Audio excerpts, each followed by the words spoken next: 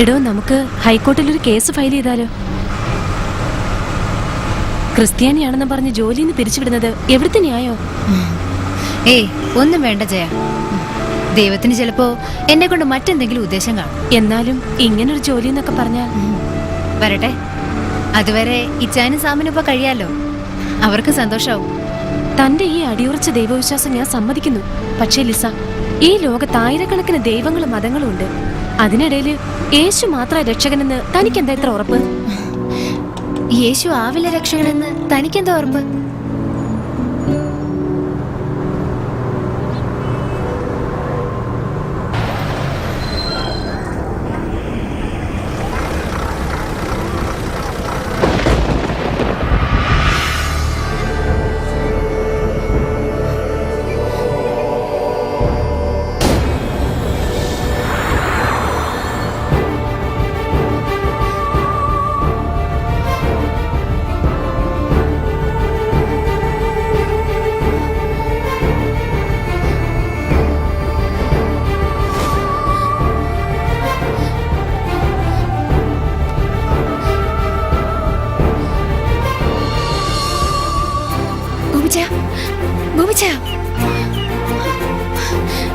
സമയം ഫോൺ എടുക്ക്.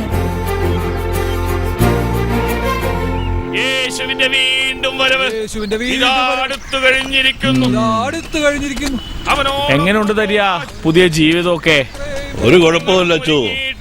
ആ സാബുകൂടെ തന്നെ വലിയ കാര്യമാ. ഇപ്പോഴും കൂടെ എന്നെ വിളിച്ചതാ അച്ചു, പാർക്കിൽ പോവാൻ. കുറച്ച് സമയം ഒക്കെ ശരിയാവൂടോ തരിക. അവളുടെ പ്രാർത്ഥനയും ധ്യാനവും സഹിക്കാൻ പറ്റാത്ത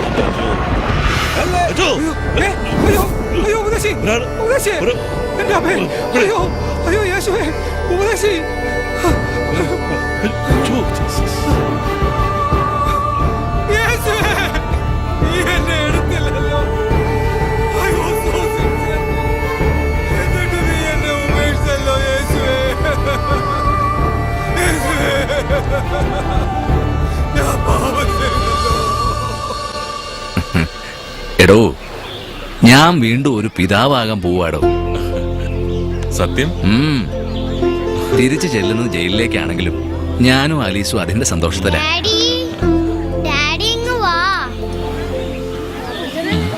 താൻ ചെല്ലടോ, ഞാനിവിടെ ഇരിക്കാം.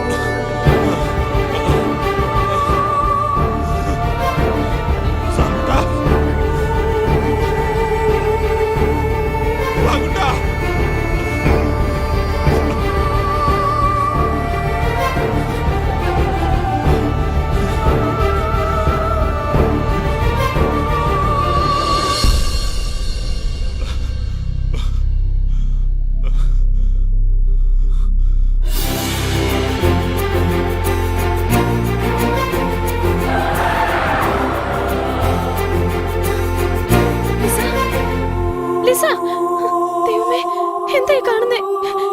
Lisa, Lisa.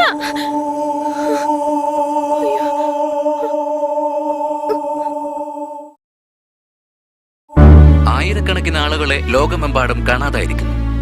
ചില ക്രിസ്തീയ വൃത്തങ്ങൾ പറയുന്നത് ഇത് യേശുവിന്റെ രണ്ടാം വരവായിരുന്നു എന്നാണ്. അമേരിക്കൻ മന്ത്രാലയവും പെന്റഗണും ഇതുവരെ പ്രതികരിച്ചിട്ടില്ല. രാഷ്ട്രപതി ഭവനിൽ ഒത്തുചേർന്ന അടിയന്തര യോഗം ഇന്ത്യൻ സേനയോട് അതീവ ജാഗ്രത പുലർത്താൻ നിർദ്ദേശിച്ചു.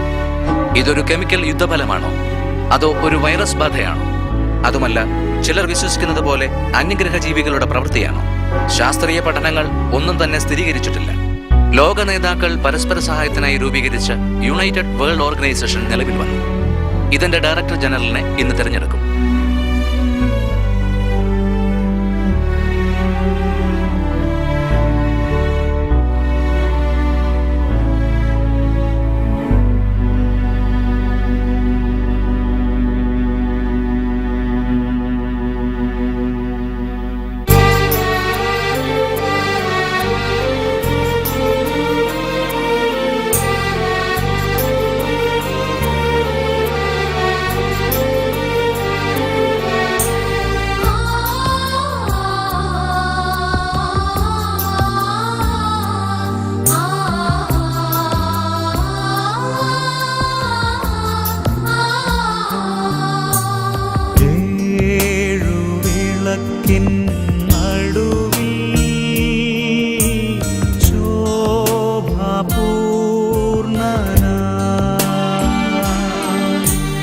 മാറത്തു പൊൻകച്ച